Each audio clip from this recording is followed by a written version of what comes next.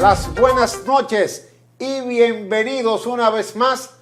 Vamos con Fabio 2024. Las gracias a Dios que nos permite estar aquí hoy, domingo 17 de diciembre, año 2023, en vivo, totalmente en vivo, hasta las 11:55 de la noche. O sea, 2 horas con ustedes, donde tenemos el primer programa de la televisión dominicana orientado hacia las elecciones del año 2024. Este espacio que se transmite por Cinevisión, Canal 19, también en livestream, aquellos que nos siguen a través de la web o en nuestras redes, que es Vamos TV HD. Hoy es, vuelvo y les digo, domingo. Nosotros estamos aquí en la pelita del domingo y esta noche tenemos los contenidos que tienen que ver con el proceso electoral hacia febrero, con las elecciones municipales, donde estará todo lo que es las alcaldías y los distritos municipales ya definido, con los candidatos que se tienen y en ese calendario que se va hacia allá, en apenas estamos hablando de unas 7 semanas de una campaña, porque el periodo navideño no se va a incluir. Hoy es nuestro último programa de este año en vivo. Nosotros ya el próximo domingo 24 y el 31 también trataremos de compartir en familia, y queremos que también ustedes tengan la misma oportunidad de compartir y celebrar estas fechas navideñas. En cuanto a lo que es la reanudación nuestra, a partir del 7 de enero, entonces ya ahí venimos con toda esa agenda y con todo lo que representa la actividad de los candidatos, los procesos hacia febrero con las municipales y hacia mayo con las congresuales y las elecciones presidenciales.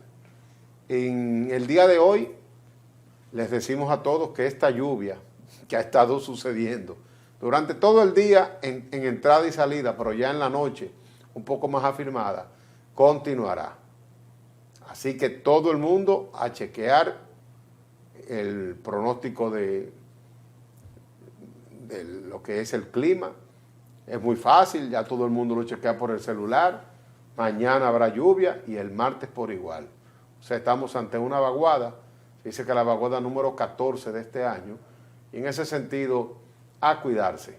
Recuerden que nuestras calles se llenan de agua y de noche, aquellos que les toca salir, saben el riesgo que van corriendo. Así que atención para todos. Nosotros esta noche tendremos un espacio donde hablaremos también de lo que está sucediendo en la política internacional, cuáles son las tendencias, hacia dónde va lo que está sucediendo en España, que es algo que yo creo que va a ser histórico. Este proceso que se está viviendo en estos momentos va a ser de una definición en el orden político y social, y así nosotros, si Dios lo permite, tendremos la oportunidad de ver los acontecimientos.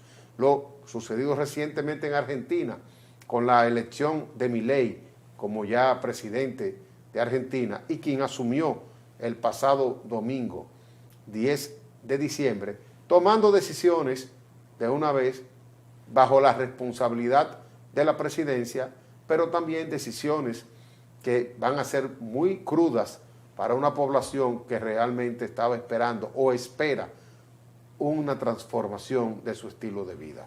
En el caso de Chile, hoy un referéndum con relación a si se hace otra modificación a la Constitución, o sea, planteando lo que es un referéndum de la constituyente, ahí está. Y en los Estados Unidos, recordemos que vamos hacia un proceso electoral del año 2024 y ambos candidatos, que hasta ahora son los más definidos por el Partido Republicano y el Demócrata, que son el actual presidente Joe Biden y el antiguo presidente Donald Trump, con problemas judiciales. O sea, que estos son procesos que a todos nos van llevando y nos van ayudando a ver lo que está sucediendo en este mundo convulsionado con una guerra entre Israel y Hamas, donde ustedes saben lo que está pasando en esa parte del mundo, y ya para un segundo año, ahora en febrero, de la guerra entre Ucrania y Rusia. Realmente un mundo que hay que ir llevándolo a su medida y que a todos nosotros de una u otra manera nos crea impacto. Por eso decimos que en este país gozamos de la gracia de un clima social de calma, de paz, de desarrollo que tenemos que buscar la manera de preservar. Independientemente de las banderías políticas, nosotros como ciudadanos somos los que tenemos que garantizar que esto vaya para bien. Recordemos que también en esta semana se hizo ya la selección de los 5 nuevos miembros del Tribunal Constitucional. El Consejo Nacional de la Magistratura tuvo a bien seleccionar 5 nuevos miembros. Nosotros felicitamos el hecho de que hay una renovación de gente joven, con nuevo espíritu, con nueva formación y sobre todo con capacidades ya de experiencias y formación profesional. Independientemente de que siempre van a haber señalamientos políticos y de una u otra forma, todos lo expresamos porque somos ciudadanos ante todo, yo creo que son pasos de avance, sobre todo con esa nueva generación que tiene una nueva formación y un nuevo compromiso. No son tan marcados y tan tachados en el orden político como a los que ellos están sucediendo. Así que es parte de un proceso y nosotros en ese sentido pues también vamos esta noche a tratar de documentar y de ampliar con cada uno de ellos cuál es su formación, cuál fue su entrevista y hacia dónde nosotros podemos definir que va ese tribunal y esa transformación dentro de la justicia dominicana. Así que vamos a una pausa y retornamos en breve.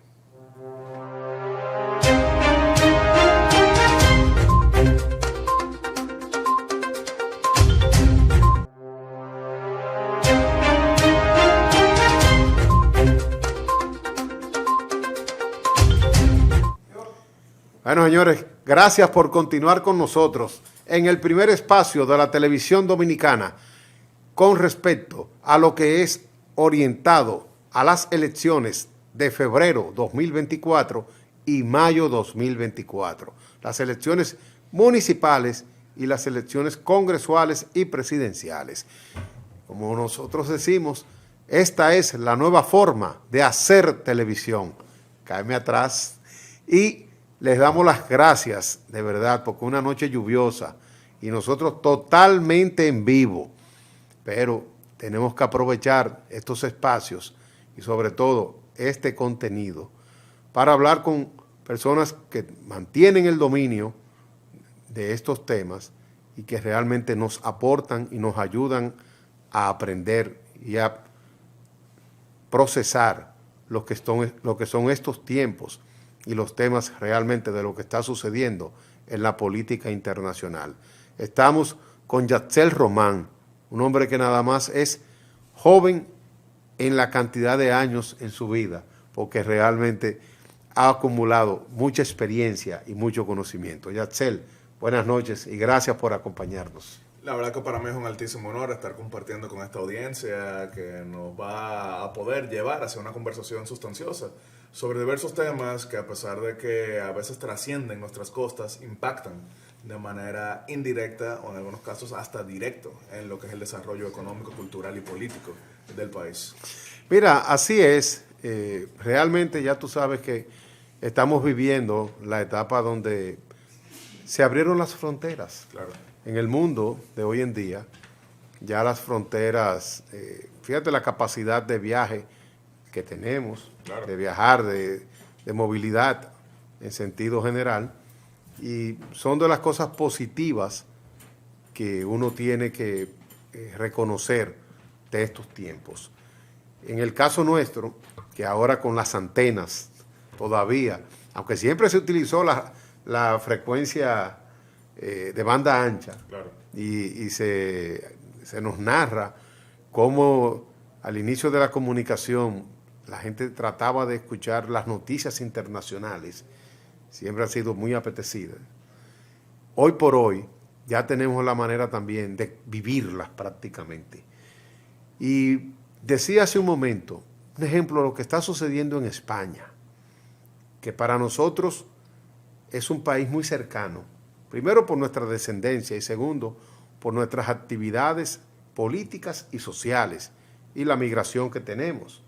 Entonces, hoy por hoy, esa situación política que se está reflejando, donde inclusive dentro de la elección del presidente Pedro Sánchez, ya en su segundo mandato, vimos hasta movilidad social en las calles. Y hay una constante situación del día a día que uno dice, ¿hacia dónde va España? ¿Y qué impacto puede tener para nosotros con un intercambio comercial y con un intercambio cultural y de sociedad también, por la descendencia y la relación que tenemos? Claro, y tú bien lo acabas de decir, España no solamente se trata de historia, España no solamente se trata de origen y de idioma, vamos a ponerlo en números. En España hay más de 100.000 personas de ascendencia o clara nacionalidad dominicana residiendo. Es la segunda diáspora más grande que tiene la República Dominicana, pero no solamente eso, España representa el sexto grupo turístico más grande que llega al país.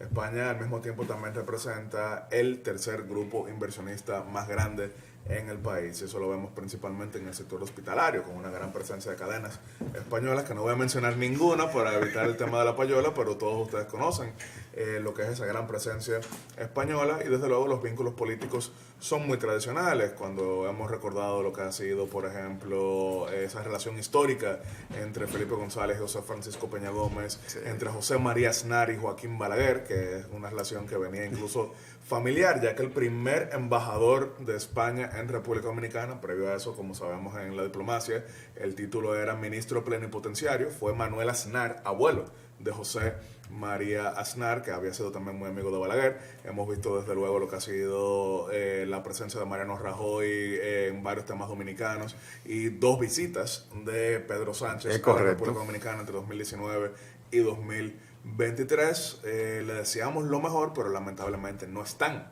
en el mejor momento. ¿Por qué no están en el mejor momento? Porque se han abierto unas puertas que van a ser muy difíciles de cerrar, unas puertas que parecieran apuntar a que todo vale con tal de gobernar. ¿Y a qué me refiero con todo vale? República Dominicana tiene un sistema de elección mayoritaria presidencial directa, es decir, aquí se va a una votación, si usted no logra el 50% más uno, luego va a una segunda vuelta, y ahí entonces queda usted electo como presidente de la República, jefe de Estado y jefe de gobierno. España tiene jefe de Estado, que es su majestad el rey, pero también tiene jefe de gobierno, que es el presidente del gobierno, así investido por el Parlamento. Históricamente, un partido podía ganar por sí solo, era lo que pasaba con el viejo PSOE, fue lo que pasó con la vieja UCD y fue lo que pasó con el Partido Popular en un momento, pero la cultura política ha cambiado de forma tal que para tú lograr esa mayoría tienes que llegar a acuerdos. Lo ideal es que esos acuerdos se dieran en base de un programa de gobierno compartido, pero en España lo que terminamos viendo este año fue que se dio un acuerdo de investidura pidiendo a cambio el indulto hacia personas que habían violado la Constitución y la ley en torno al separatismo. Entonces, ¿por qué me refiero a que esto pueda abrir una puerta que difícilmente se cierre? Por una razón sencilla, y es que como ahora todo vale, eso también aplica para todos los demás sectores, y probablemente terminaríamos viendo una disfuncionalidad que esperemos que no llegue, pero lamentablemente son muchas señales que apuntan a la ingobernabilidad, porque para mantenerse incluso en el gobierno, Pedro Sánchez es ahora mismo un preso de confianza de los sectores separatistas, sectores que no les interesa España porque quieren deshacerse de España. Bueno, así es. Nosotros inclusive hemos tenido que ver como Puigdemont, un hombre que tuvo que salir, salió huyéndole a la justicia, y lo que está es tratando ahora de que la ley de amnistía le permita su regreso, y ya están amenazando del referéndum que van a solicitar para la separación de lo que es todo el territorio de Cataluña, y volveremos a eso que dio origen en el año 2017 a su destierro, o sea, a su salida de España. Y él está en Bruselas esperando que todo este proceso se lleve a cabo.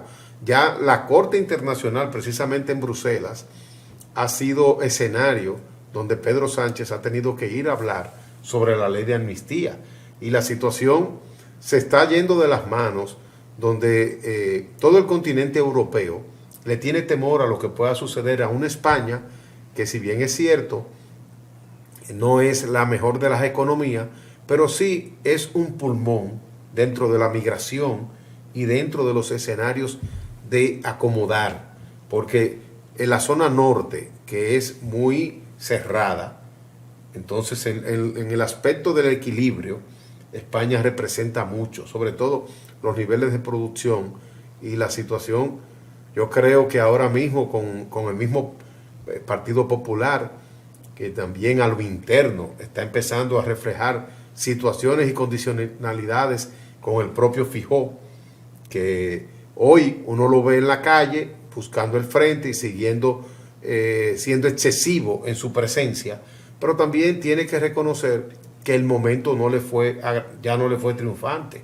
Él tiene que empezar a buscar un mecanismo, diría yo, de entendimiento más a lo interno, para no fraccionarse con ellos, y se está fraccionando hasta con su primer aliado, claro, que fue Aceval, claro, con Vox. Claro, pero ¿qué sucede? Y es por eso que hice referencia a los sistemas políticos, a los sistemas de formación de gobierno en comparación República Dominicana, en comparación con lo que vemos en Europa. Tú acabas de dar en la diana en el sentido de que España, si bien no es la economía más grande de Europa, pero es uno de los países más grandes de Europa, e incluso en el mundo mediterráneo, tradicionalmente había sido el más estable. ¿Por qué el más estable? ¿Cuáles son sus vecinos mediterráneos? Italia y Grecia, y sabemos todos los problemas que habían tenido. Italia ha tenido 68 gobernantes en 75 años, un promedio de uno cada año y medio. Cada año, 1.7. Incluso Giulio Andreotti, el legendario 6 veces primer ministro italiano, tú sumas los 6 gobiernos que él encabezó y son 8 años, podremos imaginarnos. Giulio Andreotti, que tiene la famosa frase aquella de que el poder desgasta al que no lo tiene, la manera en que él ironizaba cuando decían, pero usted dura tanto tiempo mandando, ¿no se siente desgastado? No, desgastados están ustedes en la oposición, decía él en aquel momento. Pero tú mencionaste algo que yo quiero profundizar un poquito para la audiencia, en torno a que si los tiempos cambian, tenemos que cambiar nosotros también. Sí. España, durante mucho tiempo, como mencioné, había tenido un sistema en el cual un partido podía ganar por sí solo. Eso se acabó. No estoy diciendo que no vuelve más, pero mientras tanto no existe. Entonces, eso quiere decir que con una posición muy cerrada, difícilmente lograrás formar un gobierno.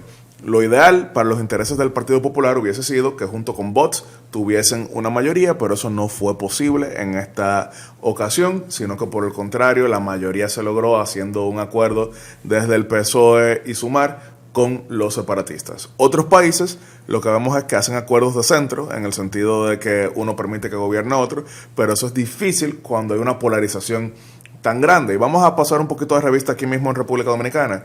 Hasta 1994, aquí ¿qué pasaba? Las elecciones se ganaban con mayoría simple, es decir, en 1990 Joaquín Balaguer logró 35% de los votos y Juan Bosch 33%, pero ¿quién fue presidente?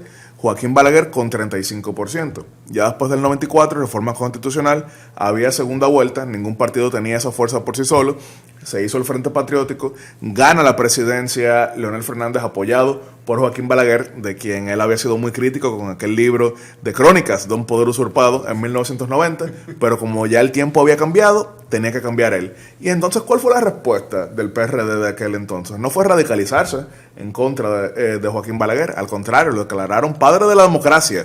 En 1997, Hipólito Mejía dijo que tenía la chiva amarrada, que eran amores escondidos y demás, y de esa forma logró neutralizar un segmento anteriormente antagónico y después fue presidente de la República en el 2000 porque el contexto era distinto y entonces el abordaje tenía que ser distinto. Entonces yo coincido contigo en que algo que pudiera contribuir bastante con una España que no caiga rehén de segmentos que quieren deshacerse de España sería pues bajar el tono, a esa polarización que hará mucho daño. Y tú mencionaste algo que también quiero profundizar aquí con la audiencia, es que a Europa le preocupa no solamente desde el punto de vista cultural.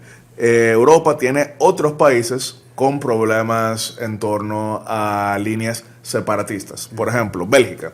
Bélgica, como sabemos, es un estado compuesto por dos naciones. Los flamencos, que son neerlandeses, y los valoneses, que son franceses. Principalmente en el segmento flamenco, ellos quieren deshacerse de Bélgica y separarse. Entonces, al ver una situación como la que sucede en España, muchos flamencos pueden sentirse más envalentonados para de esa manera entonces en sus elecciones, que serán en junio del año 2024, puedes obligar a que se pacte con ellos a cambio de un referéndum separatista. En Reino Unido sabemos lo que sucede con Escocia, por ponerles un ejemplo, donde de hecho se había logrado torear mejor la situación, pero son solamente algunos de los ejemplos que estamos dando de por qué el tema español no solamente es algo cultural para los europeos, sino que es algo también desde el punto de vista de sus intereses internos. Y para República Dominicana hay que saber algo. En Cataluña residen alrededor de 18,000 dominicanos, principalmente del sur del país, una parte importante de Bauruco, de Independencia y de Barahona. De Barahona hay una gran presencia de personas de Cabral, municipio al cual conozco muy bien, de ahí eran mis abuelos. Me siento muy cabraleño, pero también de Poste de Ríos, de los ríos de Bauruco y demás. Entonces, localizados principalmente en Barcelona y el Hospitalet, lo que ahí sucede los impacta a ellos, y si los impacta a ellos, impacta en el sur, y si impacta en el sur, impacta en República Dominicana. Bueno, eso con relación a lo de Puigdemont. Sí, claro. Si Puigdemont realmente logra hacer una independencia, pues fácilmente eso nos va a afectar a nosotros de manera directa. Pudiera hacerlo, no estoy siendo muy categórico. Pero no nos afecta, porque recuerda que ahí viene un sentido económico, claro, que realmente va a ser un impacto. Vamos a ver qué va a suceder. En julio del próximo año hay unas elecciones europeas. Sí. Y hay algo que acaba de visualizarse. Quien fue ministra de Estado, vicepresidenta del gobierno pasado de Pedro Sánchez, con la alianza de Podemos, acaba de salir del gobierno, pero se acaba de declarar una candidata independiente en el día de ayer. Y eso es algo que yo siento que se va a reflejar en las elecciones de julio, pero también se va a reflejar hacia lo interno con lo que está sucediendo, de esa pugna parlamentaria que cada día va a fraccionarse más. Claro, Europa va a tener las elecciones hacia el Parlamento Europeo, serán las elecciones ya sin Reino Unido como parte de lo que es la Unión Europea. Sabemos que dicho Parlamento, que tiene su sede principal en Bruselas, aunque sesiona en Estrasburgo, en Francia, ciudad alemana dentro de Francia, en el Parlamento hay delegaciones nacionales, hay delegaciones partidarias, pero las bancadas se dividen en torno a partidos europeos. El partido tradicionalmente más grande ahí dentro es el Partido Popular Europeo, que reúne a la centro derecha. Ahí están la CDU alemana, la Unión Demócrata Cristiana, ahí está el Partido Popular de España, ahí está por ejemplo el Partido Moderado de Suecia, por ponerles algunos casos, está el Partido Nueva Democracia de Grecia, y es el partido que tiene la mayor cantidad de asientos. Los socialdemócratas y laboristas se reúnen al Partido de los Socialistas Europeos y suelen ser la segunda fuerza. Va a haber una competencia bastante dura en torno a quién es la tercera fuerza, porque por un lado hay un segmento creciente, principalmente de derecha nacionalista, que tiene el gobierno en Italia. Entonces eso, si ellos ganan las elecciones en Italia, probablemente haría que su grupo sea el tercero más grande. Está la Alianza de Liberales y Demócratas de Europa, que pudiera ser el partido más votado en Francia, ya que es el partido al cual suscribe en Europa Emmanuel Macron con En Marcha. Y también, desde luego, hay una presencia importante de conservadores y reformistas europeos, que era el grupo que tenía como su principal representante al Partido Conservador de Reino Unido, pero ya ellos no están en la Unión Europea, así que no estarán. Las elecciones europeas no solamente definen la composición del Parlamento, sino que después definen lo que son los cargos en la Comisión Europea, que es lo más cercano a un gobierno europeo. Está la presidencia de la Comisión Europea, que actualmente encabeza Ursula von der Leyen, ex ministra de Defensa alemana, que representa el Partido Popular Europeo, y están varias eurocomisarías. Por ejemplo, lo que sería el equivalente a un canciller de la Unión Europea quedó en manos de los socialistas europeos, específicamente españoles, con Josep Borrell, que es el eurocomisario para Relaciones Exteriores, y también está lo que llaman el Consejo Europeo, que tiene como presidente a Charles Michel, ex primer ministro de Bélgica. Eso es algo que vamos a estar teniendo ahí presente. Yo sí quisiera aprovechar y hablarle a la diáspora dominicana que nos está viendo en este momento, ya sea en vivo o en diferido, que aprovechen su voto, porque tenemos una población dominicana. Obviamente en España es la mayor parte, pero tenemos dominicanos en Alemania, tenemos dominicanos en Países Bajos, tenemos dominicanos, por ejemplo, en Suecia hay una presencia importante. Y en Italia. Claro, y en Italia hay una cantidad importante, entonces yo les diría que usen su voto. Obviamente tienen que votar en febrero. No, en febrero difícilmente porque residen fuera, pero tienen que votar en mayo por presidente de la República, en mayo por sus diputados de ultramar, pero también que voten en elecciones europeas para que su voz sea cada vez más influyente. Sí, mira, tú acabas de decir algo, y es lo que está sucediendo entre la derecha y la izquierda. Interesante el caso de Europa. Mira lo que acaba de pasar en Polonia, donde la izquierda queda totalmente ya relegada. Las posiciones de derecha son las que se imponen. Sin embargo, en Portugal sucede todo lo contrario. La parte socialista es la que sigue dominando. O sea, que los extremos dentro de un país y otro se siguen sintiendo y la correlación de fuerza se estabiliza. Entonces uno dice, ¿hasta dónde Europa va a seguir manteniendo esa hegemonía con los países? El caso de Alemania, que acabas de mencionar, Alemania es la más fuerte en el sentido económico y de estabilidad, pero también ya está empezando a tener problemas. El principal de los problemas que tiene ahora mismo es en el área militar, que no hay quienes se estén adhiriendo al sistema militar. No hay intención de la población de ser militares porque no hay guerra. Ya no hay sentido, y anteriormente era por un tema económico, y la estabilidad y el beneficio económico que ellos tienen como sociedad, pues no les apetece entrar a ese tipo de organismos y de estructura.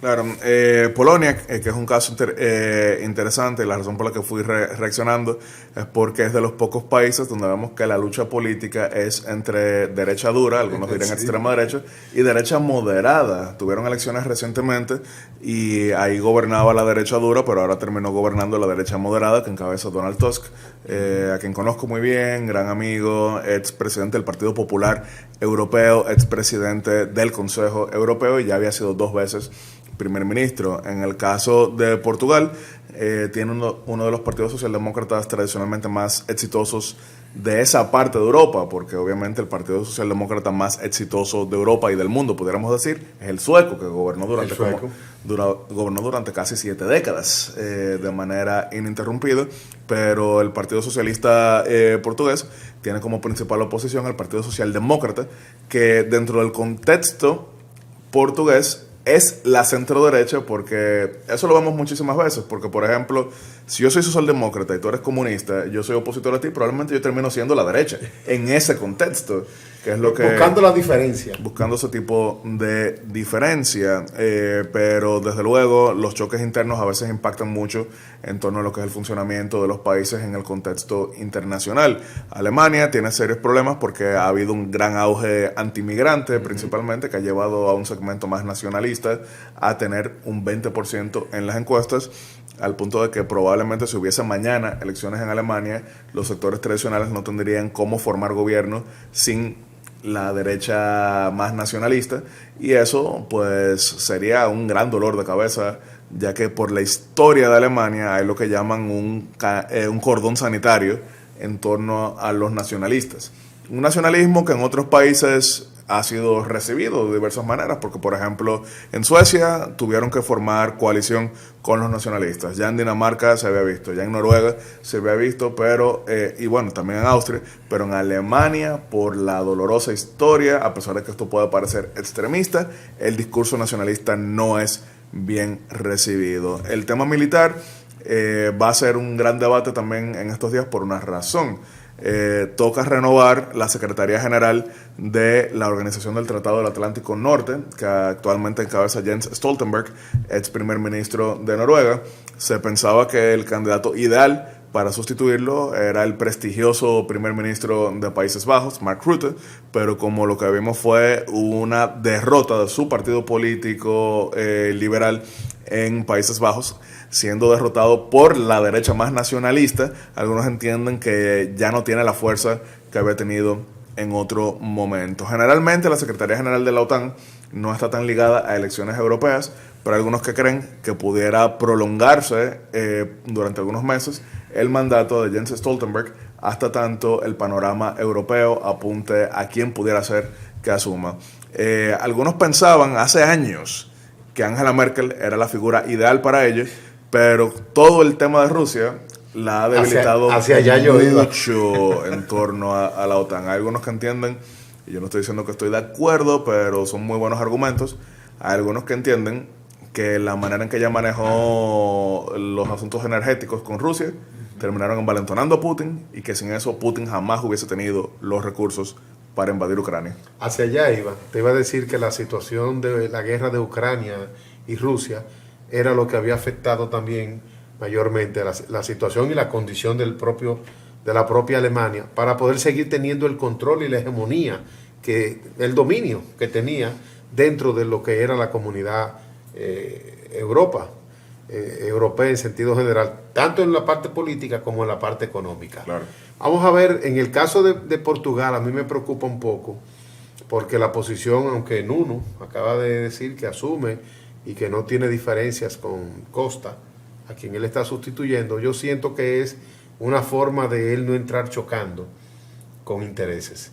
Pero realmente lo sucedido, por qué la renuncia, va a tener consecuencias. Claro. Y esas consecuencias se van a reflejar en el orden político y social. Portugal va a elecciones anticipadas en el mes de marzo. Ajá. Y de tener un partido socialista que parecía imbatible, ahora todo apunta, si fueran hoy, pero era también lo que se esperaba en España en un momento, y en política solo sabemos lo que pasó ayer.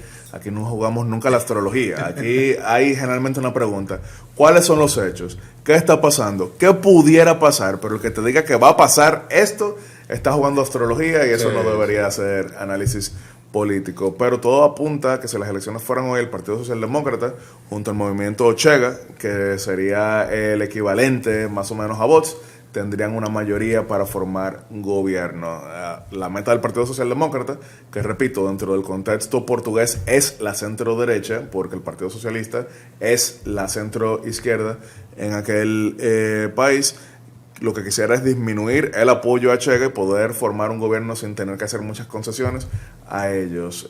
Portugal, un país en el cual no hay una diáspora dominicana considerable, sin embargo hay una presencia así, principalmente de personas que en algún momento habían llegado a España y después se movieron a Portugal. Pero ahí tenemos de hecho una embajada en Lisboa, y sabemos que aquí hemos tenido presencia en algunos momentos de visitas de alto nivel portuguesa. Los PRDistas de antaño recordarán la visita de Mario Suárez durante la campaña de 1978.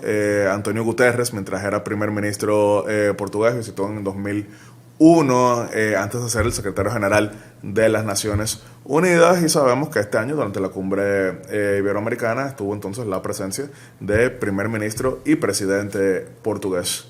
Sí, y realmente con Portugal se ha ido sucediendo un interés en el dominicano, producto del bajo costo de la vida. Claro. Mucha gente que le queda la cercanía con España, entonces dice, bueno, pero vivir en Portugal no es más de un 40% de menos costo, y hasta inclusive en el sentido turístico. Hay muchos dominicanos que están ahora mismo visitando Portugal. Señores, eso es parte del mundo que nosotros tenemos que también ir observando y sabiendo hacia dónde son las corrientes políticas, independientemente de lo que pensemos que simplemente son los partidos nada más. Las corrientes en sentido general también van marcando pautas. Es importante conocer y saber hacia dónde va el mundo para también nosotros poder observar hacia dónde va nuestro país. Sí. Porque definitivamente todos los países hoy son integración. Es muy difícil que un país que esté aislado dentro de cualquier comunidad pueda subsistir y desarrollarse. Y si algo ha fortalecido a la República Dominicana ha sido la capacidad de integración que ha tenido dentro del mundo exterior. Definitivamente, República Dominicana, a pesar de encontrarse en una isla, no está aislada de lo que sucede más allá. Veámoslo de la siguiente manera: República Dominicana recibe 7 millones de turistas en un año normal. Esos turistas vienen de países que dependen de una relativa estabilidad económica para poder entonces gastar y venir hacia acá. Pero también República Dominicana recibe inversores, recibe más de un 10% del Producto Interno Bruto en inversión extranjera directa. Entonces eso también depende de lo que va más allá, o incluso muchas iniciativas que se llevan a cabo dependen de lo que es la salud económica en el resto del mundo. Recordaremos que cuando se inició el proceso, por ejemplo, y razón por la que yo entiendo que no funcionó como se esperaba, el proceso de capitalización energética en 1997, la razón principal de su fracaso fue porque se lanzó al momento de la crisis del sureste asiático. Y a lo mejor unos pensarán, pero estaban buscando unos capitales golondrinas que no llegaron nunca. No, claro, porque a lo mejor algunos en la audiencia se preguntarán, pero Yatzel, ¿cómo puede ser que una crisis en Japón, en Corea del Sur y en Taiwán impacte en República Dominicana? El capital está tan interconectado que entonces eso llevó a que los que terminaron invirtiendo no fueron precisamente los mejores capitales con las mejores condiciones. Entonces todo esto impacta de diversas formas los cambios económicos, y repito, con una diáspora de 2 millones de personas entre primera y segunda generación, lo que pasa en sus territorios también a nosotros nos afecta. Y también esa remesa, señores, 10% del PIB. Todo lo que suceda en esos países nos va a nosotros a impactar por el tema de las remesas. Crisis económicas en esos países se va a reflejar de manera inmediata hacia lo que nosotros captamos aquí en República Dominicana. Pero también, siendo completamente sinceros, a veces que le vaya mal a otro nos termina beneficiando de maneras poco deseables, porque por ejemplo República Dominicana no es un país productor energético. Entonces a veces uno escucha, wow, están cayendo las materias primas, como sucedió durante la pandemia. En 2020 sucedió algo que en los libros de texto era conocido, pero no en la realidad, y fue que el petróleo llegó a costar $5 por debajo de cero. Es decir, había que pagarle a los compradores para que se lo llevaran. Entonces uno escuchaba, wow, qué cosa tan terrible, pero en el contexto dominicano eso no era lo más penoso. No era algo como para lamentar que de repente el petróleo estuvo tan barato. Y recuerda que se nos decía que para nosotros seguía siendo un problema el transporte. Claro, pero... Y el costo del transporte se incrementó. Claro, el costo del transporte, pero cuando bajó entonces el costo específico del rubro, eso significó pues un alivio también, pero que después hubo un gran rebote el año siguiente y comenzamos a ver precios históricos en su altura ya en el año 2021. Todo eso impacta de diversas formas. Cuando tú dices que uno no quiere que a nadie le vaya mal, pero que también hemos sido beneficiarios, ha sido lo sucedido con Venezuela. Claro. La crisis de Venezuela nos ha dado a nosotros un alto índice de inversión, pero también no solamente en el sentido de recursos económicos, también en el capital humano. Claro. Nosotros tenemos aquí grandes profesionales en diversas áreas, en la ingeniería, en la medicina y en el área financiera, que son profesionales destacados y con buena formación, así como personal intermedio, que por eso donde llegan se estabilizan y compiten con recursos humanos nuestros, con niveles académicos, y que en un momento, recuerda la pugna inclusive, que se empezaron a notar los llamados de atención ante el Ministerio de Trabajo para que se revisara el acuerdo, el cumplimiento a la ley de quiénes son los extranjeros, la cantidad de extranjeros que podían laborar dentro de las empresas. Y también, en sentido general, la estabilidad nuestra como país nos ha ayudado con relación a lo que sucede en la región.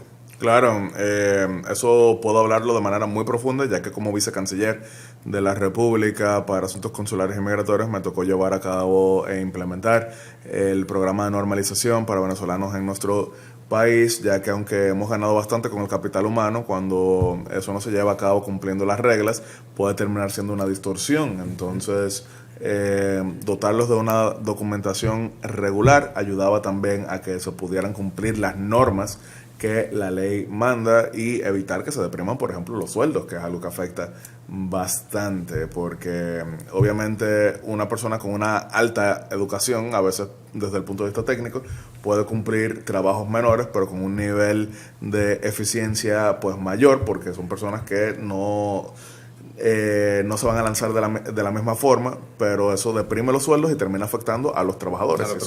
Y eso no debe ser. Entonces, perfectamente se puede cumplir con los derechos humanos, perfectamente se puede beneficiar de la migración, perfectamente se puede regularizar a esos grupos y perfectamente se puede proteger al trabajador dominicano primero que todo.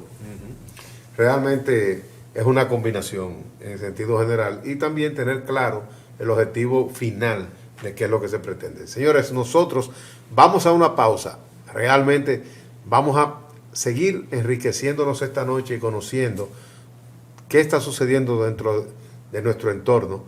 Y venimos con Yatsel Román para hablar de nuestro territorio. Así que vamos a una pausa y retornamos en breve.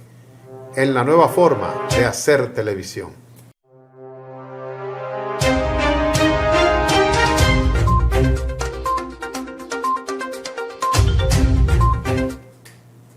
Señores, las gracias por continuar con nosotros este domingo 17 de diciembre, año 2023.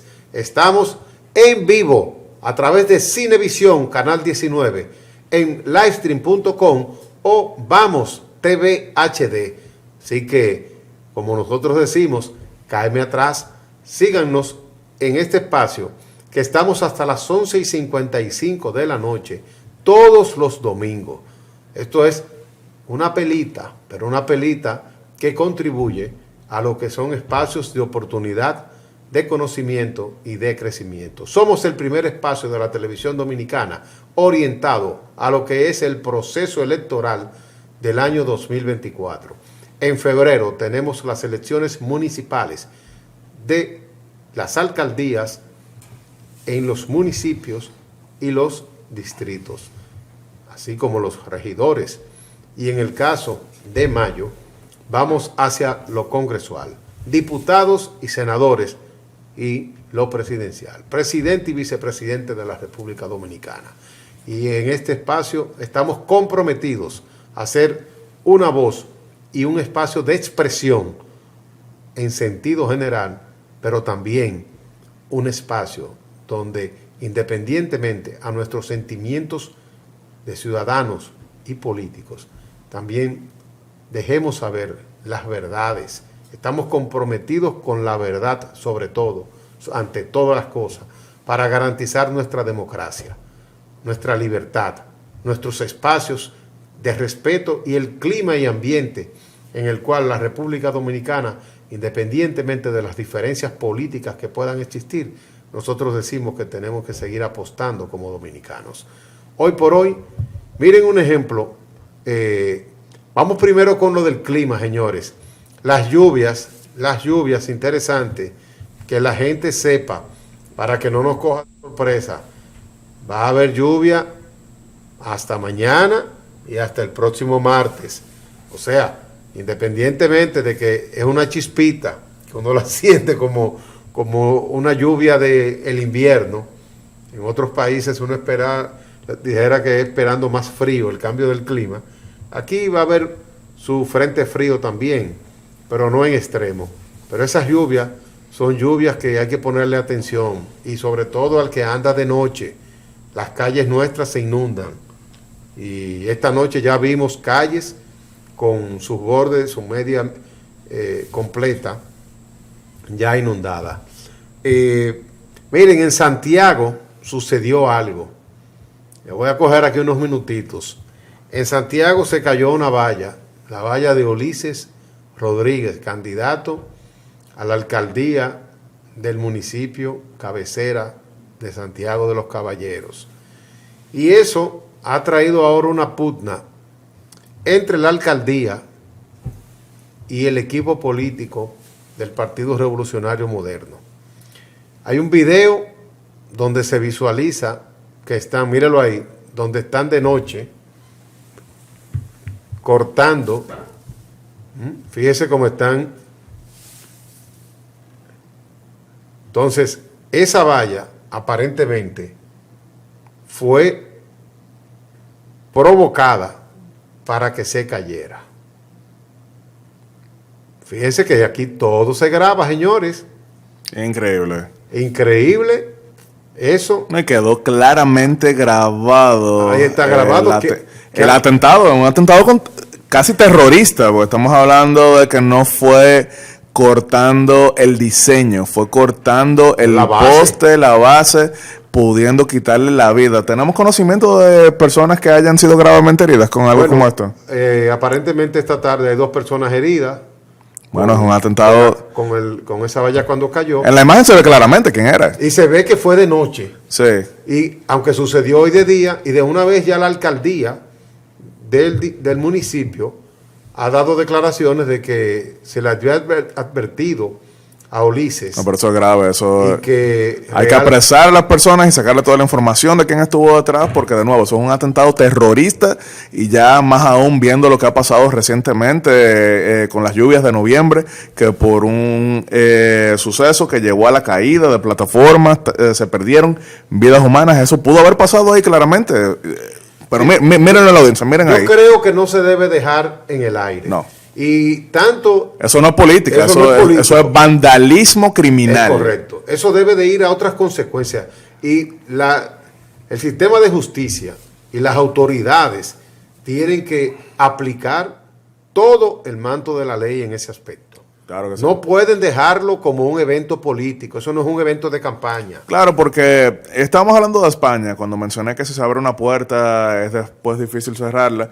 Si se abre la puerta de vandalismo violento en esta campaña, entonces lo que es una excepción se vuelve regla, lo que se vuelve regla se vuelve desastre, y cuando llega el desastre entonces termina en sufrimiento. Y República Dominicana tuvo que pasar muchas penurias para lograr la estabilidad y clima de relativa paz que hoy vivimos. Así que de nuevo, aunque pareciera que esto es sencillamente ganas de fastidiar en Santiago, yo creo que si no cae todo el peso de la ley sobre quienes fueron los responsables, después vamos a estar lamentando seriamente y después lo que estaremos viendo es violencia incluso yo creo que esas armada. son pruebas que se nos están empezando a dar y realmente todos los actores del sistema tienen que jugar su papel. Claro que sí. Y lo primero es que esa no es una acción política. No. Es una acción vandálica y caiga quien caiga.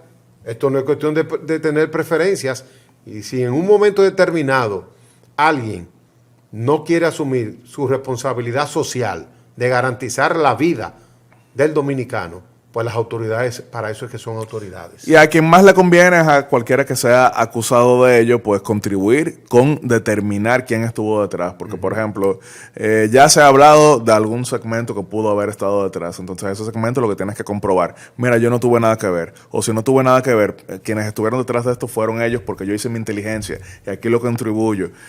O si algunas personas que estuvieron sí ligadas a un segmento participaron en ello, pues entregarlos de manera responsable y decir, mira, fueron estos, pero no tienen nada que ver conmigo a partir de ahora y yo me desligo completamente de estos, que vayan a la cárcel y que entonces sean castigados con todo el peso de la ley. Porque repito, lo que está en juego no es la publicidad de un candidato, lo que está en juego es la convivencia en la República Dominicana, es la paz y la vida del dominicano. La vida del dominicano, claro. Sobre todo, no se puede seguir jugando con las vidas. Aquí hemos tenido de manera histórica que los muertos de campaña se quedan como parte del proceso. Claro.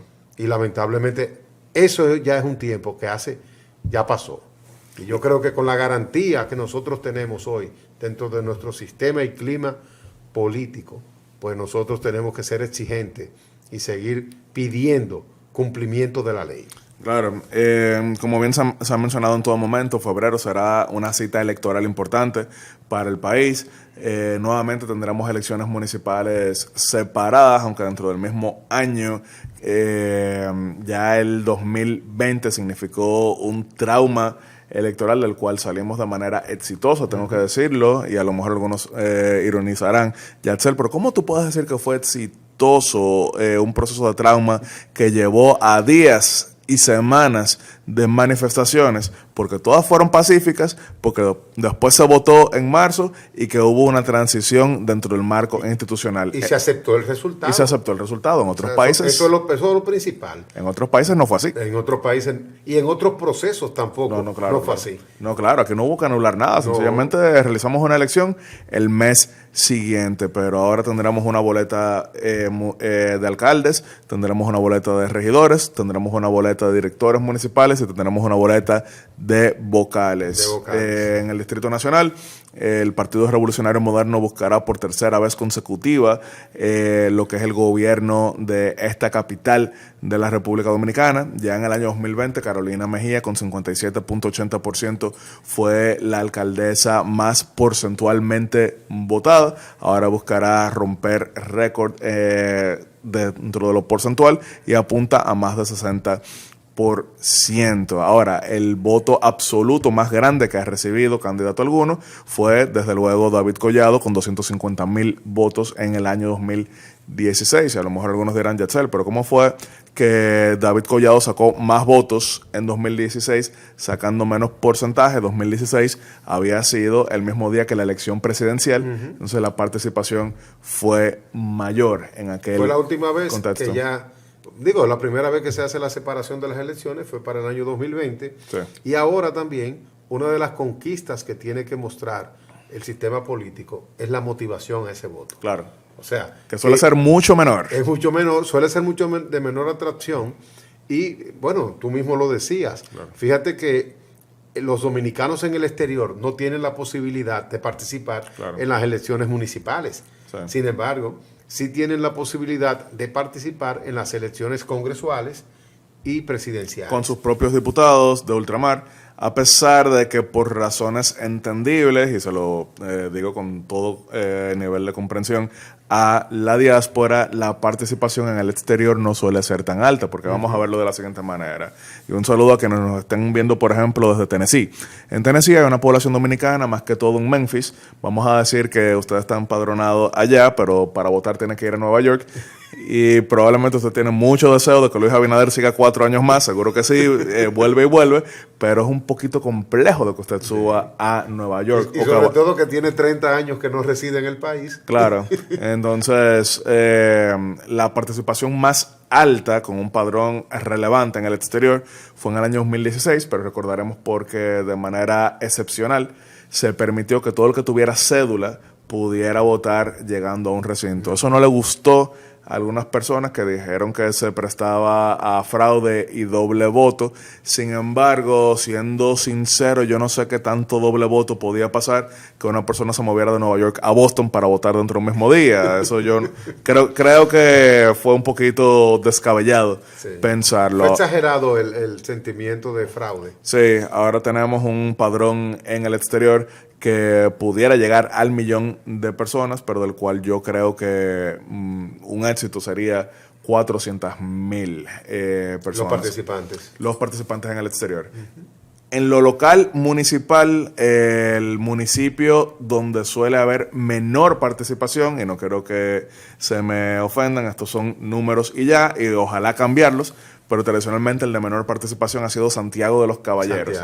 En el 2020, en Santiago votó 34% del padrón, casi 70% de abstención. Y eso ha sido a lo largo de todos los procesos separados. Entonces, ojalá eso cambie. Pero eso también tiene mucho que ver por el hecho de que Santiago tiene una gran prevalencia de personas que son dobles ciudadanos, que viven en el exterior y que quizá vienen para la presidencial, pero no necesariamente vienen para la municipal. Santiago es una de las ciudades nuestras donde hay mayores municipios que son residentes en el exterior. Claro. Y como tenemos la doble ciudadanía, entonces se mantiene la cédula de municipal con la posición de Santiago, pero realmente hay mucha migración.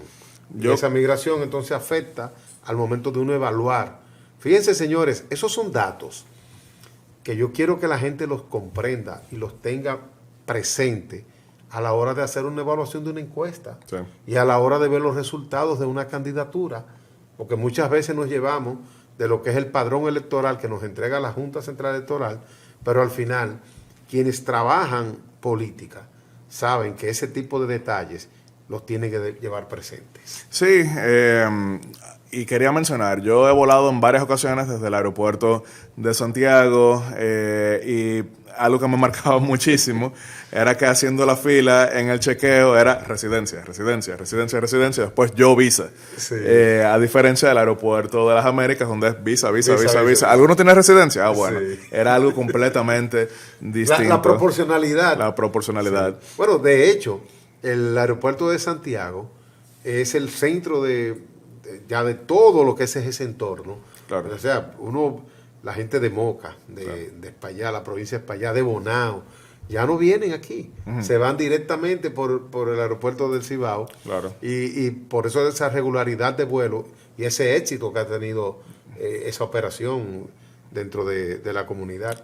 Que es una de las 10 rutas más concurridas del mundo, Santiago-Nueva York principalmente, y ojalá pronto tener a Arayet ahí con esa ruta, porque ahí de verdad que sí veremos también un gran beneficio en el intercambio. Ahora, con el tema de encuestas, que hay que saber leerlas, porque las encuestas son como los análisis médicos, no cualquiera entiende los datos que hay ahí, porque no solamente se trata de quién está arriba ni quién está abajo, sino ver de manera completa. Por ejemplo, les quiero compartir algo. Yo debuté políticamente en el año 2007. En ese momento era primarias del Partido Reformista Social Cristiano y estábamos promoviendo a Eduardo Estrella como candidato presidencial. Y Gallup daba a Eduardo Estrella 65%, a Amable Ariztí 28%. Sin embargo, dentro de esas encuestas nos dimos cuenta de algo relativamente temprano que después era muy difícil de cambiar. Sí, Eduardo tenía una gran ventaja por encima de Amable, que en paz descanse, mi gran amigo también,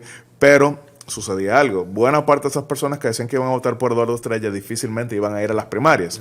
En cambio, ese segmento de casi un tercio del voto que decía que iba a votar por Amable eran votantes estructurales que sí tenían mayor tradición de ir a primarias. ¿Cómo terminó el resultado? Amable 54%.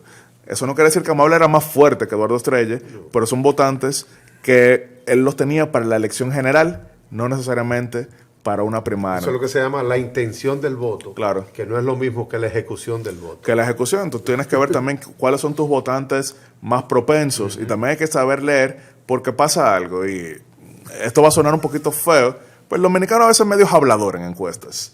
El dominicano... No dice. Sí. Hay gente con temores. Dependiendo de los rangos de edad, hay mucha gente que tiene el temor de revelar por quién va a votar. No, y no solamente de votar. Una vez hicimos una encuesta en torno, todavía estaba medio cerrado el país por la pandemia, hicimos una encuesta haciendo preguntas de qué iba a hacer la gente inmediatamente se abriera el país y pusimos para ver un poquito las opciones y era juntarme con mi familia, ir al cine, salir a beber o ir a la iglesia. Eran niños buenos todos. Sí.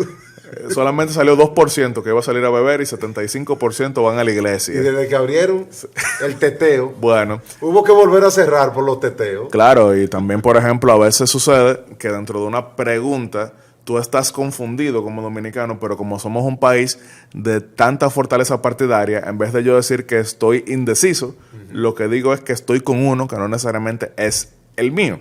Ustedes recordarán cómo Guillermo Moreno en Gallup del 2014 llegó a marcar 25%.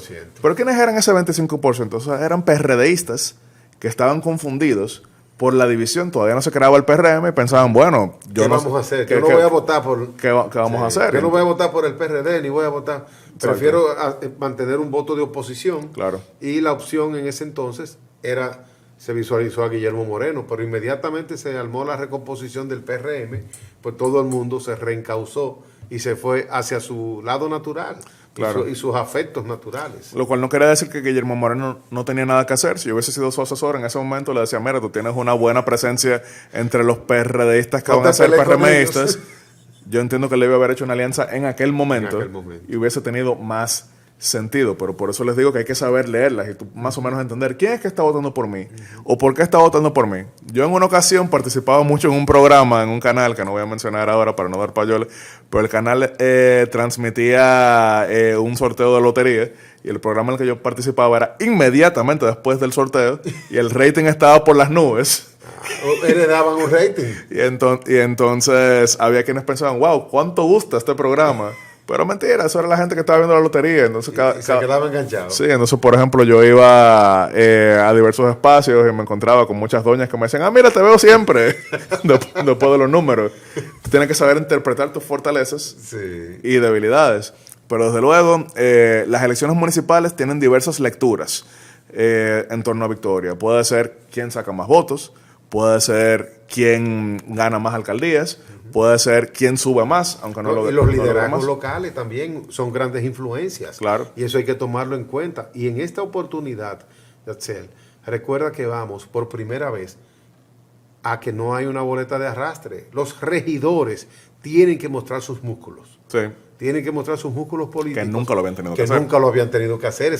Por eso las pugnas internas en los partidos por los famosos listados. Ahí era que daban galletas, no era por diputado. No era por diputado. Era una cosa. Entonces, por ejemplo... Se inscribían la doña, así. Ponme a alguien ahí en ese listado. Sí, por el tema de que eso era un cheque al portador, yo te pongo número 1. Entonces, Entonces ni salía a buscar un voto. No, ese podía irse de viaje y avísenme cuando pasen las elecciones que yo vuelva. No gastaba nada, no participaba en nada. Pero ahora, incluso, porque el voto preferencial se aplicó en 2020 por primera vez, pero en una boleta que estaba también el alcalde. En cambio, ahora, al ser una boleta separada, van a tener que buscar su propia votación, pero no solamente eso. Hay varios lugares donde un grupo de regidores de diversas boletas apoyan a un mismo alcalde o a una misma alcaldesa. Entonces, no dependen solamente de que, este es el partido, este es el de otro. Por ponerles un caso, aquí en el Distrito Nacional hay más de una nómina de alcaldes que apoya a Carolina Mejía. También, por ejemplo, en Santiago, el Partido Revolucionario Moderno lleva a Ulises Rodríguez, apoyado por el Partido Reformista Social Cristiano, que por primera vez en la historia no lleva candidato propio a la alcaldía, que dominó durante muchísimo tiempo, pero lleva sí su propia nómina de candidatos a regidores. Entonces vamos a tener regidores de diversas boletas compitiendo sin el arrastre de la alcaldesa o del alcalde, y eso va a ser un ejercicio interesante. Eso te iba a decir, es un ejercicio interesante y de enriquecimiento político. Claro. ¿Por qué? Porque ya hoy va a ganar quien tenga votos. Claro. Que uno siempre se quejó de eso. Uno decía, pero ven acá, aquí hay dirigentes tradicionales que se pasan la vida luchando por las organizaciones políticas y son los que crean los ambientes a favor, pero al final las estructuras, cuando llegan a sus negociaciones, pues los dejan a un lado y los separan. Y ellos no eran los que ocupaban los puestos. Recordemos mucha gente que hasta se mudaba de partido producto de esa situación, esa condición. Que sigue pasando fuertemente. Sigue pasando y va a seguir pasando. Tú sabes lo que pasa en ciertos niveles, con ciertas condiciones. Pero hoy, por lo menos lo que es la parte municipal, yo creo que va a ser el ejercicio interesante por varios factores y elementos básicos. Va a mostrar liderazgos locales, que eso es importante. Cuando una comunidad se siente representada por un miembro de ella, pues le apoya. Mostrará quiénes son los verdaderos trabajadores políticos dentro de las organizaciones, quiénes tienen los recursos, quiénes tienen las capacidades. Y además, yo estoy seguro que en la mayoría de los casos van a ser los que están presentes en esas comunidades. Así es, y lo hemos visto en varios ejemplos a lo largo de los años, pero esta vez yo creo que más que nunca. De nuevo, República Dominicana tiene 155 alcaldías. De esa cantidad, la mayoría están en manos del Partido Revolucionario Moderno. Yo creo que eso va a mantenerse. Yo creo que el Distrito Nacional va a mantenerse, y yo creo que habrá una mayoría de alcaldes de lo que es el segmento oficialista, pero desde luego el hecho de que la oposición tenga una alianza amplia significa que quedará hasta cierto punto equilibrado. Yo creo que va a quedar en un 60-40% en ese orden, cantidad de alcaldías. Y hay 235 distritos municipales. Claro, que a veces son un poquito más difíciles de estudiar. Yo, por ejemplo, me he pasado mucho tiempo estudiando lo que es Sabaneta de Yásica, en Sosúa, Puerto Plata, porque escogí algunos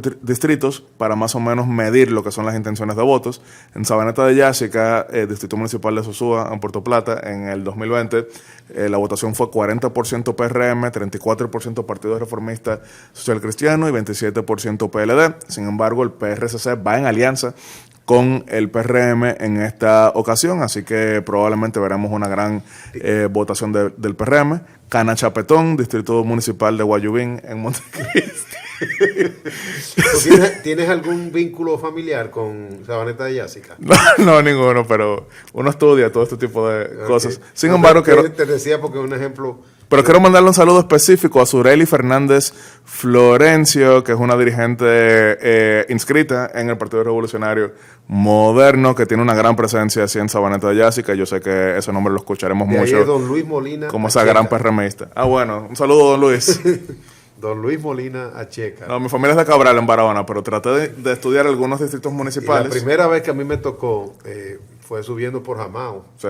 Ya tú sabes. ¿Pero Jamao al norte? Sí. Ah, bien, bien. Sí, porque uno subía por Moca, Jamao, llegaba a Sabaneta allá arriba, y para entonces coger la ruta hacia Puerto Plata. O sea, eran rutas difíciles. Señores, 30 años atrás. Hoy uno dice que puede disfrutar de los caminos y eso.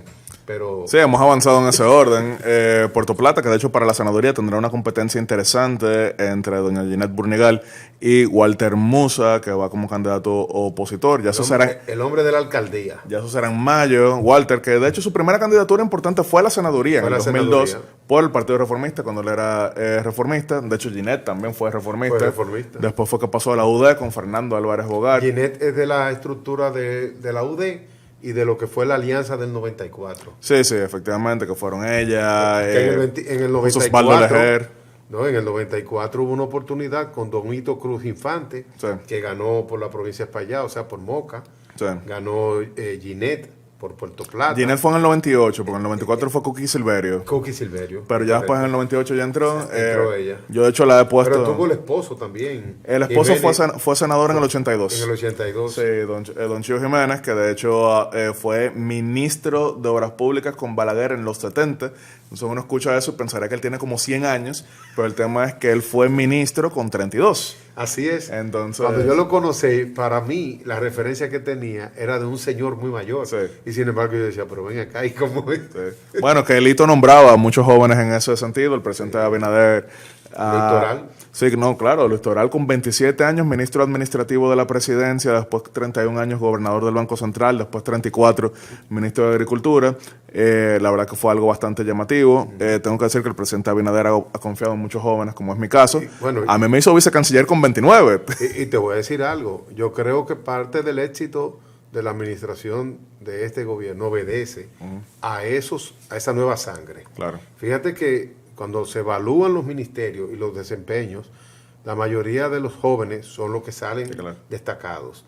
Aquella vieja escuela todavía le está dando trabajo, estos nuevos procesos, sobre todo esos procesos de compra, esas licitaciones. Claro. Y aunque no han salido... no, pero para mí me llena de canas también, es una cosa dificilísima.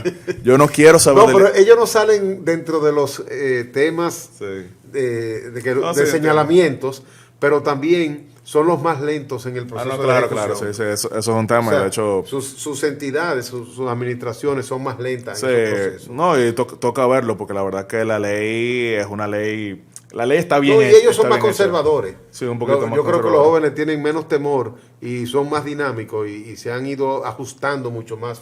Claro. Pero realmente se destaca muy bien lo que es la ejecución gubernamental en el sentido de la juventud. No, definitivamente, pero cuando uno ve, por ejemplo, que se está haciendo una licitación para avanzar un tema, y a mí nunca me ha tocado nada en ese orden, pero cuando yo veo, por ejemplo, que una demanda retrasan 2 años una licitación, y hemos visto, por ejemplo, algunas quejas en torno a ese sentido, pero yo tengo que decir que la verdad es que es un gran mensaje de que la ley se está cumpliendo, porque ahora mismo el que no observe claramente el espíritu de la ley es una persona que va a terminar metiendo la pata, y mete la pata, la verdad que no va a haber quien lo cuide.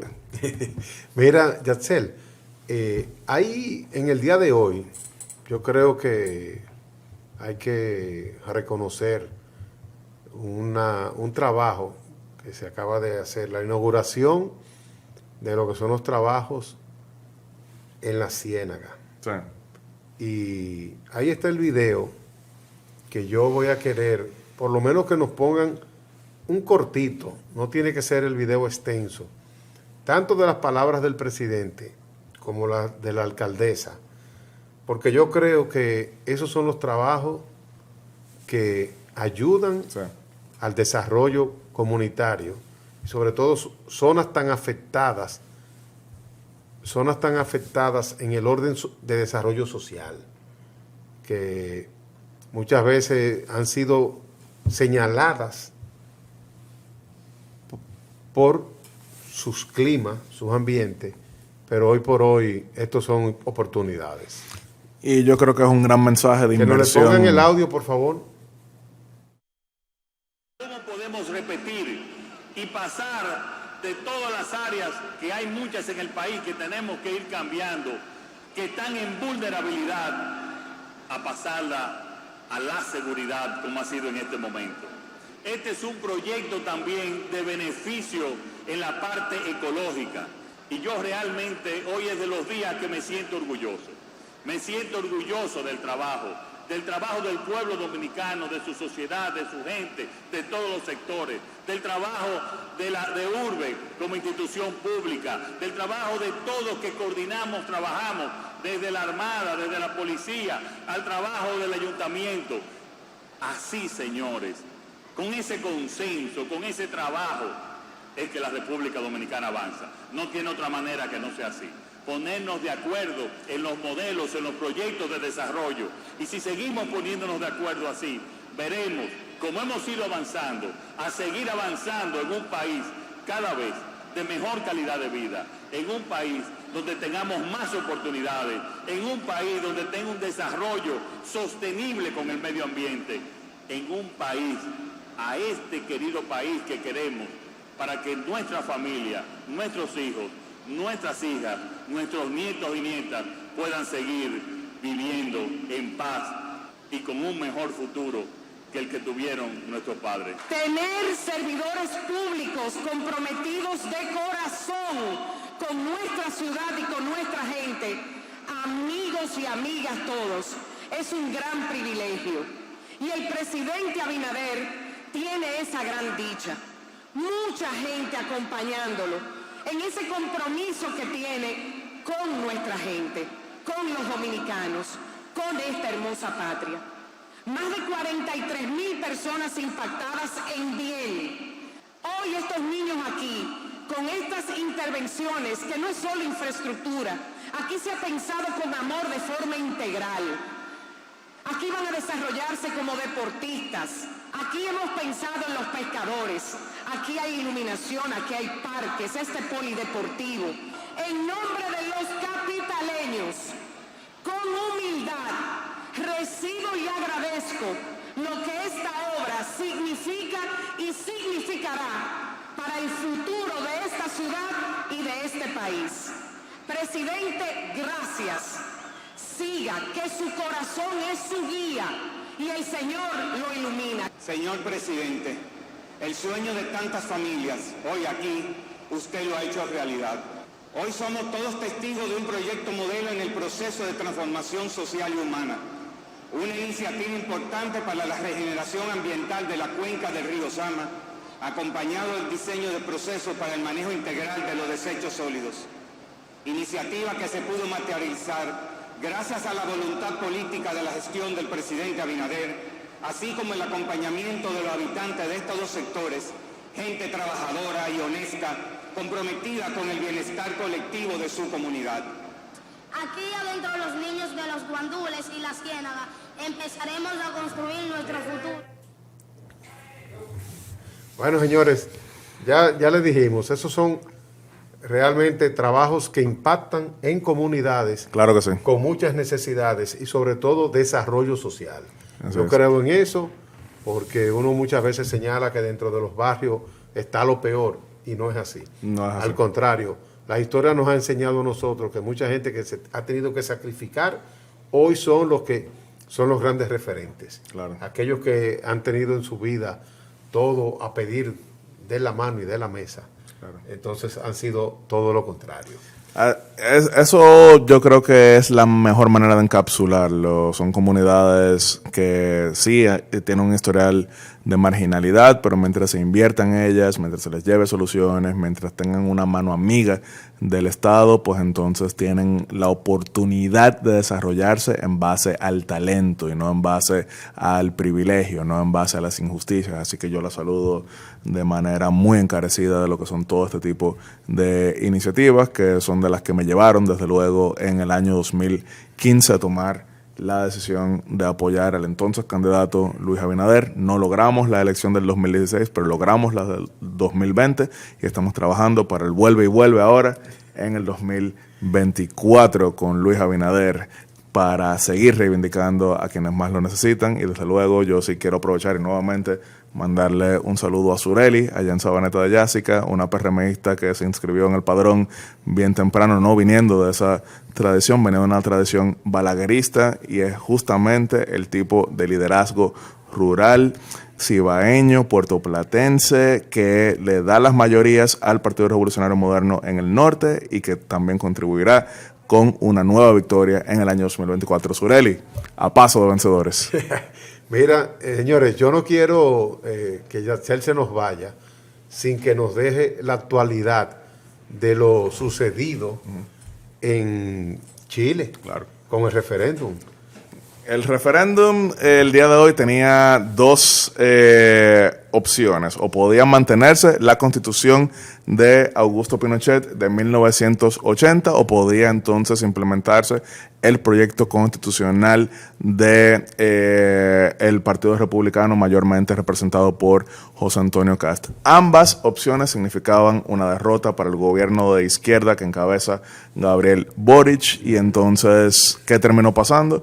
El 55% votó en contra del proyecto, pero ese proyecto significaba que se mantuviera hoy la Constitución que hace 4 años la extrema izquierda salió para derogar. No lo logró, perdió su objetivo y terminó siendo este el peor proceso constituyente en la historia de América Latina. Ni siquiera las guerras civiles habían pasado una vergüenza tan grande como la que ahora sucede. Ya Gabriel Boric dijo que no van a someter nuevamente a un proceso constituyente. Ya él había perdido en 2022, había perdido en la convención constituyente, y ahora se queda la constitución de Pinochet, que no es la constitución pinochetista.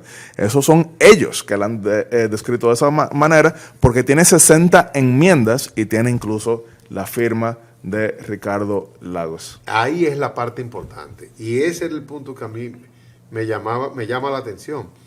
Muchas veces se definen las cosas en sus orígenes, pero las transformaciones que se fueron logrando y la que hoy se tiene implementada no es esa constitución original, es la que ellos han venido ajustando 60 enmiendas veces. Yo creo que fue un error político, y sí tengo que reconocer al presidente Boric, a quien respeto muchísimo, que por lo menos ha reconocido los errores de cuando era un dirigente estudiantil identitario, promotor de consignas. Ya por lo menos ha reconocido, mira, la vida es mucho más compleja que eso. Ha crecido. Y yo creo que es un estadista, yo tengo que sí reconocérselo. Y al lado de él, ¿qué tú pronosticas o qué tú visualizas con respecto a lo sucedido con Milei en Argentina? Argentina tiene 150% de inflación, 9.000% de devaluación, ha decrecido, no podía empeorar. Milei llega con la terapia shock, vamos a ver cómo funciona, pero yo no creo que podía empeorar. Lo que sí es que probablemente por la inflación rezagada de 2023, 2022 inicia con inflación... 2024 inicia con inflación de 200%, pero yo sí creo que... Pero la paciencia del pueblo, ¿cómo tú la ves? Bueno, él llega con el bono democrático de una luna de miel que probablemente será más corta, pero él llega interpretando lo que son los anhelos de la sociedad, que era un cambio considerable de un sistema que ya no ha funcionado. Sobre todo un cambio de conducta, y él, al llegar y recortar los privilegios de la administración pública, da un efecto que le puede hacer equilibrar las exigencias de la sociedad. Es algo más simbólico, ya que si vemos los privilegios en la administración pública no eran el gasto más grande, pero sí envía un mensaje por lo menos de que se incluyen. Pero es algo que se ha hecho mucho, o sea, aquí recordaremos que cuando se aplicó el gran programa de austeridad 1966-1969, Joaquín Balaguer también recortó de manera brutal lo que eran todos los privilegios que recibían los gobernantes de aquel entonces.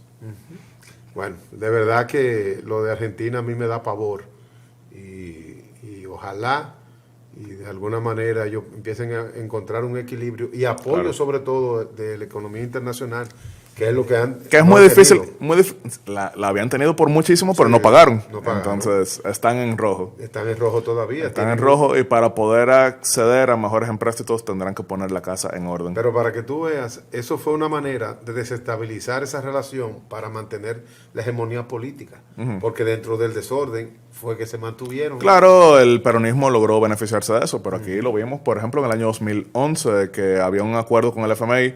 Ese acuerdo significó recortes en el gasto y significó la resurrección de un actor político que parecía completamente enterrado. Estoy hablando de Hipólito Mejía, pero entonces, ¿qué hizo el gobierno en octubre del año 2011? Rompió el acuerdo con el FMI, pudo gastar más, hubo un déficit de 8% y el resultado entonces se pensaba... Pudo transformar las elecciones, claro, que todavía hay mucha gente que no entiende el porqué, pero fueron esos famosos 200,000 millones de pesos que se utilizaron en contra de la campaña del ingeniero Hipólito Mejía, lo que lograron cambiar el resultado electoral para el 2012. Pero siendo completamente sincero, Danilo Medina era un buen candidato. Sí. Yo no voté por él, pero no es lo mismo tú gastar con un mal producto que gastar con un buen producto, porque si fuera dinero, entonces probablemente no hubiese un cambio de gobierno en el 2020. Y la misma crisis que se generó, la crisis política interna que sufrió el Partido Revolucionario Dominicano, de la fricción entre Miguel Vargas y el ingeniero Hipólito Mejía, dio sus resultados. O sea, son muchos factores. Fue una semilla que se supo manejar para crear entonces esa imagen y darle temores a sectores que apuestan a la estabilidad, como es el sector empresarial, que no quieren bajo ningún concepto problemas. Mira, Estados Unidos, la situación Trump-Biden. Sí, las elecciones... Ambos son los candidatos, sin rumbo primero a los tribunales. Por distintas razones, pero si las elecciones fueran mañana, Donald Trump gana incluso con voto popular, lo cual no lo logró en el 2016. Pero una señal quizá importante al interno del Partido Republicano es que las primarias de New Hampshire apuntan a que Nikki Haley, la ex embajadora ante Naciones Unidas, marca 30% contra un 42% de Trump. Va cerrando un poquito la brecha. Eso no es suficiente para ganarle, pero muestra que hay una creciente cantidad de personas que no quieren a Donald Trump como candidato republicano, pero si lo es, va a tener el voto mayoritario de los republicanos y posiblemente el voto mayoritario de la sociedad americana. Es un momento polarizante, pero es lo mismo que pasa con los demócratas, que hay muchos candidatos alternos a Joe Biden, pero ninguno marca ni cerca de lo que tiene Biden. Y el caso de las candidatas no ha dado resultado todavía. No ha dado ningún resultado. O sea, todavía no se visualiza en los Estados Unidos una mujer asumir el poder. No, pero Nikki Haley está teniendo una buena participación. Lo que no parece es que es suficiente como para frenar a Donald Trump al día de hoy, pero el proceso de primarias inicia la última semana de enero, así que probablemente aquí estaremos analizando buena parte de eso, pero como pie de página, rumbo a las elecciones de febrero. Repito, Sabaneta de Jessica con Sureli ahí a la carga, ese será un resultado importante. Bueno, las elecciones son domingo. Vamos a estar transmitiendo aquí en vivo ese domingo. En vivo. Ya nosotros a partir del 7 de enero. Son domingo. Esto es un programa fijo. Pues me comprometo a estar contigo el domingo ahí. Pues ojalá. Para eso yo te iba a decir. Boletines. Yo no te quiero comprometer. Pues yo me comprometo. Aquí vamos a estar ese domingo viendo el resultado. Para nosotros es más que un placer que tú nos puedas cada vez estar más presente con nosotros. Aquí vamos a estar analizando los resultados. Hay algunos que probablemente la misma noche no estarán muy claros, principalmente los de regidores, porque un voto ahí puede cambiar. Va a ser mucho. Pero probablemente para el momento en que iniciemos, sí tendremos clara una cantidad importante de alcaldías. Pero vamos a ver. Bueno, y en la parte de lo que está sucediendo en el Congreso dentro de Estados Unidos. ¿Cómo tú estás proyectando por ahí? Bueno, hay un caso que le dio durísimo al Partido Demócrata. Estamos hablando de un asistente legislativo del senador Ben Cardin, que fue exhibido con un video altamente comprometedor. No quiero ni siquiera decirlo para que no parezca que estoy promoviendo nada en ese orden, pero unas escenas muy obscenas que ahí se vieron. El Congreso se ha vuelto muy disfuncional, hay varios cuestionamientos hacia figuras como es el caso... el mismo presidente elegido, claro, y destituido en menos de un año. Claro, Kevin de manera innecesaria, pero ya estamos viendo el nivel ¿Cuántas veces fue que votaron para elegirlo y no salía? ¿15 veces?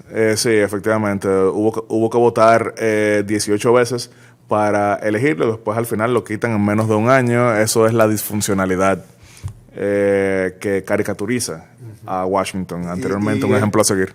Y él como político no supo fortalecerse después de llegar a la posición, lo que hablábamos ahorita. Yo creo que él sí se había fortalecido. El tema es que hay un grupo de radicales ahí que no se pueden negociar con ellos. Dentro de Estados Unidos hay muchos radicales. Y más aún por el sistema político que tienen, que incentiva eso. Y sobre todo esas elecciones de los senadores, que no se hacen todas en su conjunto. Pero eso ayuda. Eso, no es tanto... porque la disfuncionalidad grande no es en el Senado, es en la Cámara Baja. La Cámara Baja. Donde son distritos de una sola representación. Claro. Bueno, señores, de verdad que yo se lo dije a ustedes que íbamos a aprender esta noche, que íbamos a tener la oportunidad de visualizar las cosas de una manera diferente. Claro. Y en ese aspecto yo le agradezco a Yatsel, y sobre todo le agradezco más que se compromete a estar más cerca de nosotros aquí en este espacio, porque esto es de manera abierta y directa hasta el proceso de las elecciones de mayo. Así es. Iniciando en el primer domingo del año 2024. O sea, si los Reyes son el día 5, ¿verdad? Serán viernes, nosotros nos dejarán aquí para el domingo 7. Por eso decíamos que hoy era nuestro último programa totalmente en vivo.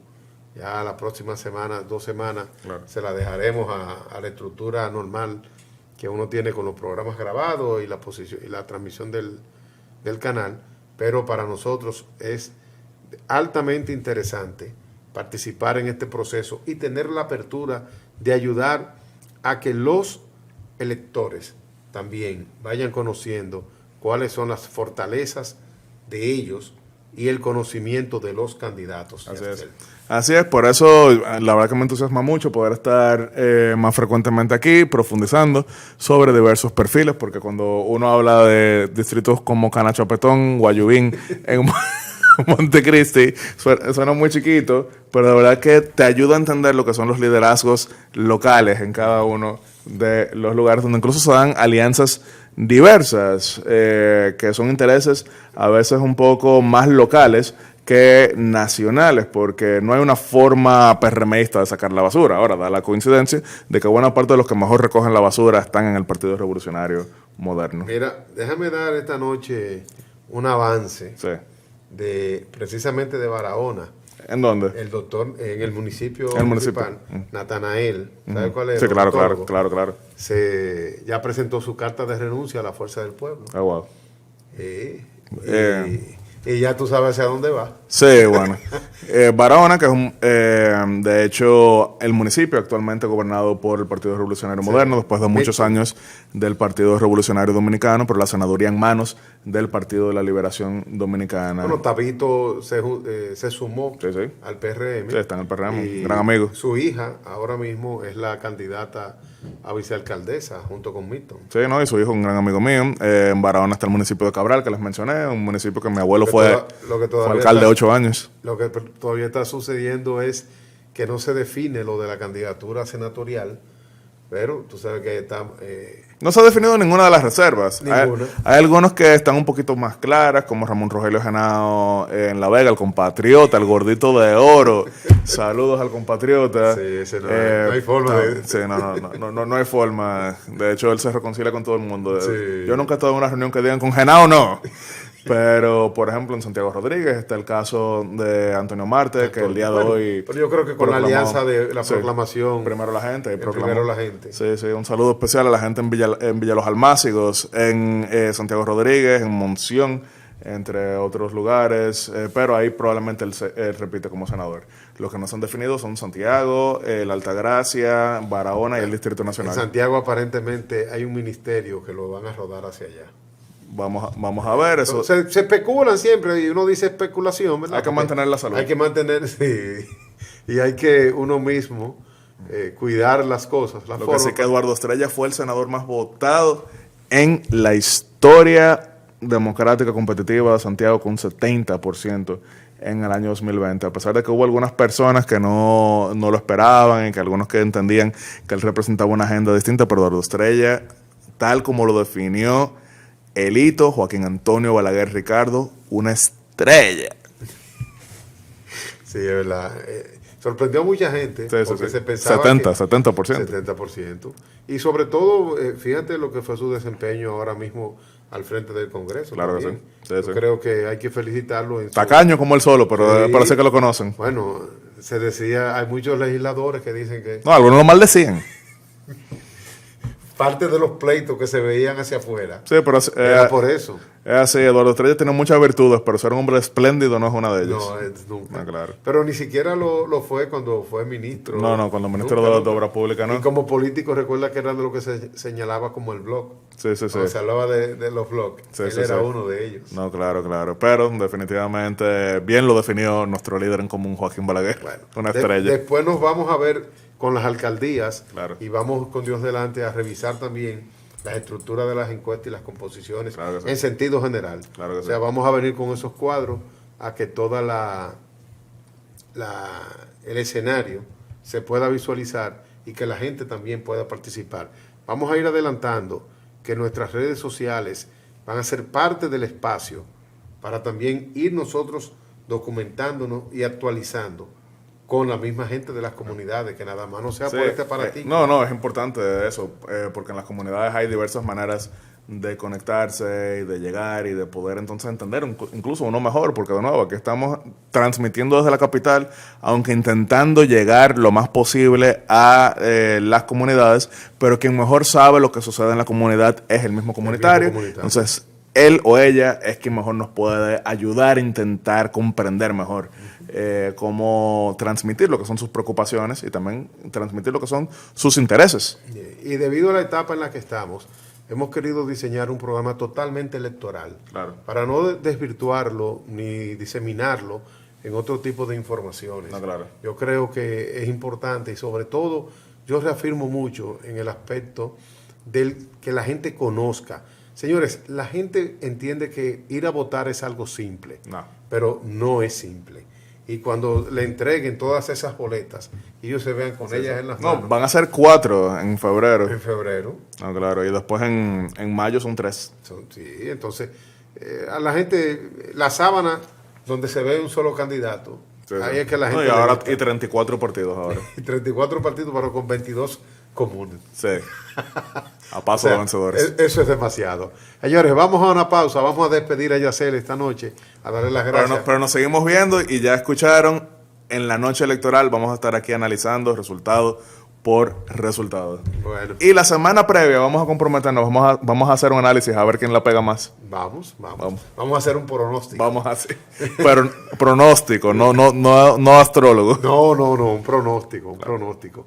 Realmente te doy desde ahora las felicitaciones de Navidad y que las pases bien y que realmente... Tristemente no pude participar en la fiesta de la Peña, pero un saludo a los amigos ahí.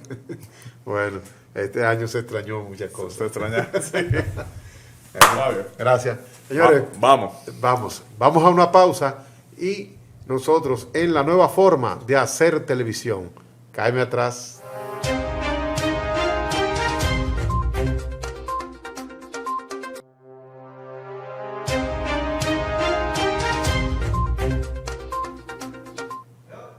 Bueno, señores, gracias por continuar con nosotros. Y la verdad que Yacel nos dejó el espacio bien actualizado, pero bien calientito para nosotros.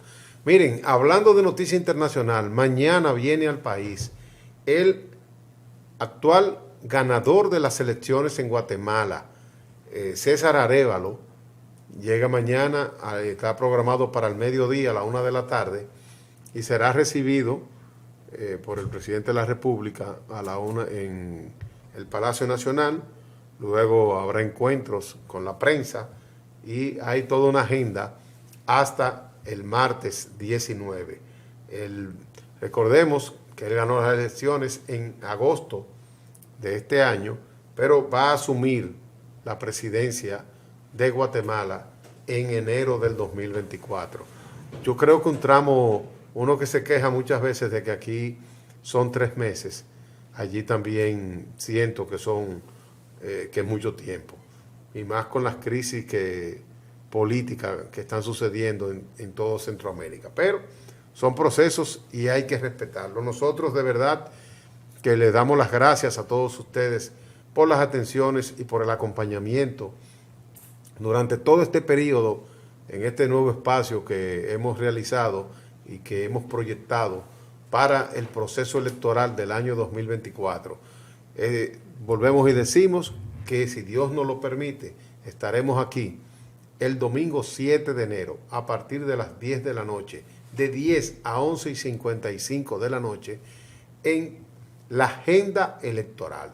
Nosotros somos un espacio especializado en el conocimiento de lo que es el proceso electoral hacia febrero y mayo del 2024. Todas las actualizaciones con la Junta Central Electoral, que dentro de su agenda, les quiero decir que mañana a las 10 de la mañana tiene un simulacro de terremoto y de incendio ante sus instalaciones, y eso va a suspender los servicios durante 1 hora, 1 hora y media. Eso es para aquellos que tienen que acercarse y que si tienen que ir a alguna de las oficinas que no es la principal, para ellos sería de mayor satisfacción conseguir los servicios en el día de mañana.